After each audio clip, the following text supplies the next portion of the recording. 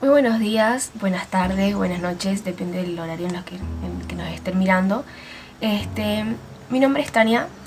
Vamos a realizar junto con mi compañero Leandro Lukasuk Hola gente, ¿cómo están? Veamos un poco de arte. una síntesis analizando de manera morfológica y formal, también desde un aspecto un poco más analítico, de 3 obras que elegimos del arte latinoamericano. Lo interesante de lo que vamos a realizar de este análisis de las 3 obras es que vamos a tener en cuenta aspectos del contexto en el que fueron realizadas, o bien qué es lo que llevaron o qué es lo que llevó al artista a que realicen ese tipo de obras, en el estilo que lo hicieron, en el momento en que lo hicieron. Las obras que vamos a analizar se realizaron en un momento y en una situación donde hubo un gran componente político-social importante. La primera obra que tomamos para analizar es del artista Diego Rivera, conocida como Sueño de una tarde dominical en la Alameda Central. Como podrán ver, esta, ponemos en pantalla más grande, es la obra de Diego Rivera. Es una obra bastante grande en lo que se puede ver imagen, y entonces la ponemos en pantalla completa para que se pueda visualizar bien, y a medida que vamos a ir hablando les vamos a ir explicando las distintas variantes de esta obra. La pintura mural que se empieza a generar en México a partir del siglo XX abre una nueva forma, o bien dicho, un nuevo camino para los artistas que desean expresar sus obras, que no sea en una institución cerrada o en las galerías, sino que lo desean expresar de manera más abierta, en el aire libre, justamente como lo trabajó Diego Rivera en la mayoría de sus trabajos y de sus obras. Diego Rivera lo que hizo fue mantener, digamos, de alguna manera su personalidad al trabajar con murales. Podemos ver en la mayoría de sus obras, y justamente en esta, en Sueño de una tarde dominical, donde él realiza una conjugación de tradiciones históricas que han marcado el pasado y el presente histórico, justamente contextual en el que él estaba viviendo. Hay un dato muy interesante que se dice de que Diego Rivera no quiso plasmar lo que él vivenciaba en la actualidad misma en el que él estaba en ese momento, sino que lo que él hizo fue trabajar y plasmar acontecimientos importantes históricos con personajes históricos de la historia de México, pero en los años anteriores. Según se dice de que en el mural de Diego Rivera, Sueño una tarde dominical, es como una síntesis de 400 años de historia. Ahora la pregunta vendría a ser ¿qué significará el título o el nombre que Diego Rivera le pone justamente a esta obra? La Alameda Central es un parque histórico público que se encuentra en el centro histórico de la Ciudad de México, establecido en el año 1592 justamente en el país mexicano, y se lo considera un lugar muy importante, por eso está muy bien conservado y se lo protege justamente por la carga histórica que tiene este lugar. En el costado azul, como les voy a mostrar en la imagen, se encontraba el mencionado Hotel del Prado, conocido justamente como del Prado, ese es el nombre, donde justamente en el año 1947 Diego Rivera pintó su mural Sueño una tarde dominical. Es importante aclarar también de que este parque era el centro de reunión de la burguesía mexicana. También lo que él trata de representar es que con el tiempo se fue cambiando de posición social, es decir, estos personajes que él retrató justamente en su mural tienen un cierto aspecto de goce, disfrute, en otros lados es de tristeza, angustia, de pelea, de lucha constante. Pero justamente lo importante de estas obras, o de esta obra de la que estamos hablando, es que estos personajes de alguna manera están bajo los árboles del parque mexicano, que es justamente lo que, más allá de todo lo que del protagonismo que tienen estas personas en el mural, están retratados y trabajados en el contexto del lugar en el que justamente Rivera lo quiso plasmar. Otro dato importante es que narra los acontecimientos de manera cronológica, comenzando en el extremo izquierdo con la conquista de la Nueva España, finalizando con el extremo derecho, donde se puede ver a un Nuevo México, se lo puede decir moderno y post-revolucionario. Además, aquí Rivera actúa, como diríamos que era, de rebote, devolviendo lo que le llegaba de las culturas occidentales, apropiándose de las tendencias hegemónicas para usarlas desde la inventiva individual y desde la complejidad de su contexto. Sueño de una tarde dominical en la Almaceda Central se puede leer de izquierda a derecha, comenzando por la representación de los conquistadores españoles, donde podemos ver la representación de Hernán Cortés con las manos ensangrentadas, símbolo de la muerte y de la destrucción del patrimonio cultural de México. A su lado podemos ver al fray Juan de Zumárraga, primer arzobispo cuya labor fue la de evangelización de los pueblos nativos. Detrás de ellos aparecen los y las condenadas por la Santa Inquisición, una institución europea trasladada a América para castigar a los que no compartían la fe católica. Ahora, si observamos la parte central de la obra, vemos que Rivera representa a los personajes que se caracterizan por la clase alta de la época. Se trata del periodo del Porfiriato, de 1876 a 1911, donde vemos la representación de la hija, la dama de azul, y de su esposa, ambas elegantemente vestidas. El artista también pinta una Catrina, el esqueleto caracterizado de clase alta con su sombrero francés, pero con sus plumas de avestruces, que representan la miseria y la hipocresía de toda una clase. Esta Catrina es acompañada por su creador, el grabador José Guadalupe Posada. Además, la Catrina lleva de la mano a Diego Rivera, autorretratado como niño. Detrás de este niño también aparece Frida Kahlo, que en ese entonces es su esposa. Pero la pintora aparece abrazándolo, como un gesto de madre. Ahora, si observamos la parte derecha de la obra, notamos que Rivera representó la lucha de los pueblos originarios, de los campesinos y del proletariado contra el nacionalismo estadounidense y contra el colonialismo europeo, que por decenas de años han oprimido al pueblo de Latinoamérica. Pero también es una crítica hacia el concepto sobre el individualismo del hombre, ya que para el pueblo latinoamericano la comunidad es una forma de vida que se aleja de la competitividad entre unos y otros. Aquí Diego Rivera también pone de manifiesto el papel activo de la mujer en las luchas de las clases sociales, representándola con una arma en la mano junto al hombre montado a caballo. Viendo y observando un poco la obra de Diego Rivera, me encuentro con una relación importante a las bases que menciona Rodolfo Kusch. Rodolfo Kusch trae supuestos axiológicos en el fondo del pensamiento. Nos podemos encontrar con dos paradigmas totalmente distintos y es algo que se puede visualizar en esta obra, como por ejemplo el pensamiento hegemónico que abarca los distintos lugares y las distintas zonas de lo que es América Latina y cómo esto también puede trascender en el campo del arte. Un ejemplo muy claro tiene que ver con los pueblos andinos. Ellos de alguna manera simbolizan la vida de una manera más cosmogónica y buscan constantemente valorar la vida desde áreas un poco mitológicas, pero existe un valor más profundo por la vida humana en sí.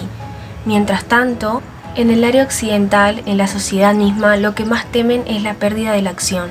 Y es por ello que se refugian en el proceso de validación en una forma constante. Rodolfo Kusch habla de dos formas del ser latinoamericano, es decir, de dos formas de estar en el lugar. Por ejemplo, él menciona por un lado las personas de clase media y por otro lado menciona a las personas que se le puede llamar colonos. Y es una referencia interesante en cuanto a esto. Uno de ellos, que es justamente lo que visualizamos en la obra, hay una gran división de clase media con la diferencia que hay entre personas de clase baja o colonos justamente. Y la diferencia, por ejemplo, es que las personas de clase media viven totalmente de la piel para afuera. Es decir, están constantemente preocupados o tienen una importancia muy grande de lo que ocurre afuera, de lo que está ocurriendo afuera de lo humano, afuera de la persona en sí. Mientras tanto que las personas de clase baja están muy preocupados o poniendo las palabras de Rodolfo, viven de la piel para adentro, es decir, se basan más en sus creencias, viven más desde la persona misma, desde la personalidad, desde lo humano, lo trabaja más de ese área, lo que vivencia en su alrededor. Retirantes es una obra realizada por el artista brasileño Cândido Portinari en 1944. Esta pintura forma parte de un grupo de obras integrados por Un niño muerto y Entierro en la red. En todas ellas, Portinari refleja la angustia y la miseria que sufren los inmigrantes del nordeste de Brasil a causa de la sequía y de la hambruna. Las imágenes que el artista representa tienen su origen en su niñez, ya que en 1915 Brasil fue azotado por una gran sequía, que se cobró miles de vidas en los denominados campos de concentración de Salvador Pompeu, donde se crearon varios establecimientos para retener y contener a los campesinos que sufrían las consecuencias del clima. Si bien esta gente recibía contención, esta no era suficiente y vestían sacos de papas y se les rasuraba la cabeza por cuestiones de higiene. Además, por la falta de alimentación y el hacinamiento, las personas morían en montones, morían de hambre, morían de sed. Por lo tanto, las pocas personas que escapaban y que huían hacia una zona más tropical, más sur de Brasil, pasaban por las diferentes ciudades, mostrando notorios indicios de deshidratación y desnutrición. La posibilidad de que Portinari de niño haya visto estas peregrinaciones habrá marcado su vida y también su obra. La obra Retirantes del artista Cándido Portinari, lo tengo acá, es una obra que se creó en el año 1944 en el siglo XX. La tengo acá enfrente mío justamente para ir analizando juntos la obra. La composición en general, lo que quiso retratar trabajar este artista es justamente la pobreza en la que estaba viviendo en ese momento, en cuanto al contexto social y más que nada histórico del momento. Se puede ver una familia totalmente, se lo puede decir, humilde, pobre. Hay una cierta desnutrición en sus cuerpos, como el artista también lo trató de transcribir, o sea, de expresar en la obra. Por otro lado también, como figura central en cuanto a la composición y en cuanto a la parte morfológica de la obra, los elementos están ubicados de forma vertical. En cuanto a lo que es el color, lo que hizo el artista fue trabajar con colores oscuros, justamente para retratar lo que es el miedo, la pobreza, colores un poco más matizados, y justamente hay cierto tinte en lo que es la obra, justamente para retratar esto, la parte de neblina y la parte del suelo. Hace referencia justamente como al suelo oscuro, por ejemplo sus pies descalzos pisando este suelo sin pasto, que está totalmente feo. Entonces lo que hace el artista es trabajar con estos colores que representan justamente esto que da sensación como de miedo, de tristeza, de angustia, desesperación.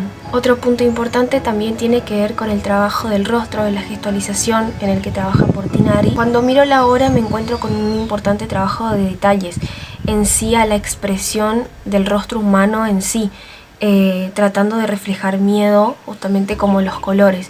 Obviamente lo que hizo el artista es combinar tanto las expresiones faciales, la gesticulización, los colores, las tonalidades que utilizó. En cuanto al trabajo anatómico, Portinari ha logrado un importante, ¿cómo se diría? Una importante proporción canonizada, podría decir yo, en lo que es el cuerpo humano. Supo trabajar muy bien lo que es el contraposto, el claro oscuro, en lo que es para lograr la parte anatómica del cuerpo. En sí ya la mayoría de los cuerpos están logrados, la parte de la tela, supo trabajar muy bien eso, entonces se puede visualizar muy poco la parte en sí, el trabajo de la por ejemplo los músculos, cómo logró esa parte, la parte de la pierna, los brazos. Y un dato muy importante, que es lo que dije anteriormente, al mirar esta obra lo primero que nos encontramos es con una importante desnutrición en el cuerpo humano de cada una de estas personas. Entonces Portinari quiso transmitir esto, quiso lograr esto en su obra y supo cómo lograrlo anatómicamente hablando en el área artística. Vemos también un gran trabajo de luces, de sombras, como dijimos anteriormente, del claro oscuro, en la parte de perspectiva. Analizando un poco esta parte, sí supo lograrlo por atrás de las figuras humanas, como se puede visualizar acá, que lo voy a tener ahora acá al costado. hay una línea horizonte que marca justamente lo que es el fondo con las figuras humanas en la parte central y frontal. Entonces este horizonte y trabajó también lo que es la neblina, fue importante para lograr esta diferencia entre los planos, para poder lograr profundidad y cierta perspectiva en la obra.